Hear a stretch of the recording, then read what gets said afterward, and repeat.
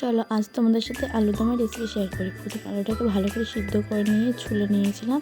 তারপরে এখানে সম্বার দিয়েছিলাম শুকনো মরিচ, তেজপাতা আর জিরে। তারপর আলু দিয়ে ভালো করে ভেজে নিয়েছি। তার মধ্যে আজকে নিরামিষ, সেজন্য আদা, জিরে আর কাঁচা লঙ্কা, শুকনো মরিচ ভালো করে মশলা করে নিয়েছিলাম পেস্ট।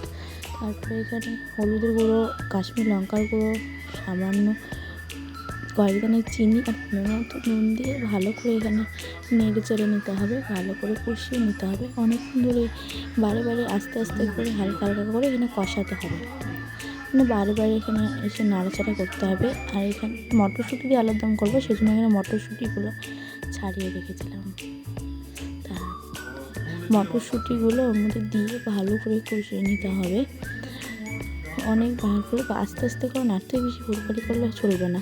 তারপর যখন এরকম তেল ছাড়িয়ে যাবে তখন কিছুক্ষণ আরও নেড়ে চেড়ে ওর মধ্যে নেড়ে চেড়ে মশলা যে করছিলাম ওই মশলার সাথে জল দিয়ে দিতে হবে। তারপর মশলার জলটা যখন একদম গ্রেভি হয়ে যাবে তখন গরম মশলা ঘি দিয়ে নামিয়ে নিলে রেডি আলুর দম। তবে অবশ্যই খেয়ে